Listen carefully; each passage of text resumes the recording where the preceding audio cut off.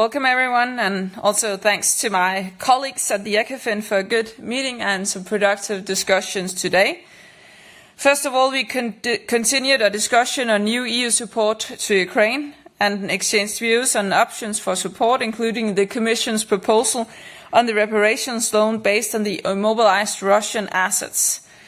My takeaways is that the Commission's proposal is the best and most realistic option and should be treated as a matter of highest priority, and will continue working closely with all the member states to explore the best way forward from here. It remains clear that continued EU leadership and unity is essential in supporting Ukraine's fight against Russian aggression, and will remain fully engaged to facilitate a decision at the European Council meeting in December. We also had an important discussion on the revision of the Energy Taxation Directive. As Presidency, we worked very hard to put forward a proposal which balanced the need for harmonizing energy taxation and incentivizing the green transition while preserving European competitiveness. The proposal aims to modernize the system so that taxation reflects both energy content and environmental impact, ensuring a fair, consistent and future-proof framework across the European Union. Today I heard that there was a broad recognition of the need for a reform of a directive that hasn't been changed for more than 20 years, and there was a majority agreeing that we've indeed tried to reach a balance towards a different consideration. But nonetheless, there seems to be no path to unanimity at this point in time. Some countries have been reluctant to revise the directive, with particular concerns about impacts on consumers and competitiveness. On the other hand, some countries feel that the proposal has already moved too far away from the objective of supporting our green transition and climate objectives.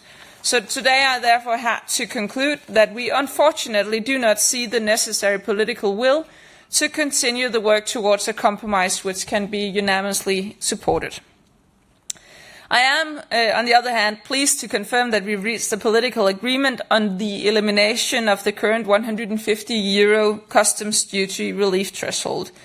The removal of this duty-free threshold means that custom duties will be payable from the first euro on all goods entering the EU, just like value-added tax.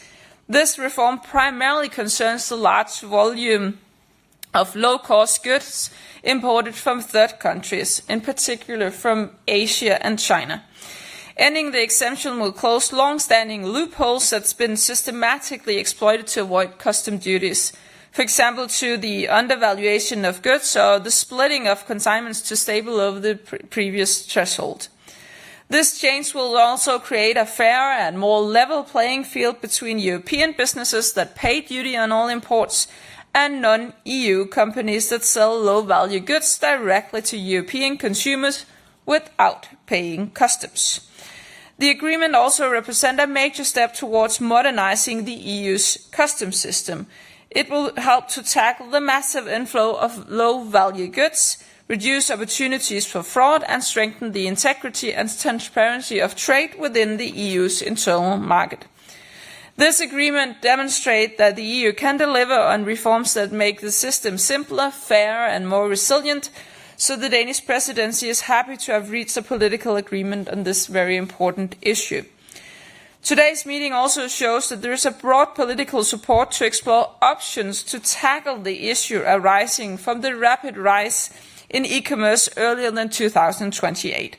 European businesses feel the very real impact of the unfair competition from cheaply made Chinese products who do not pay customs.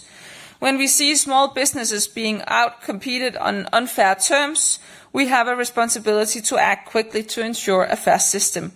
We'll work with the Member States and the Commission to develop a simple, temporary solution to enable implementation as soon as possible in 2026. Thank you.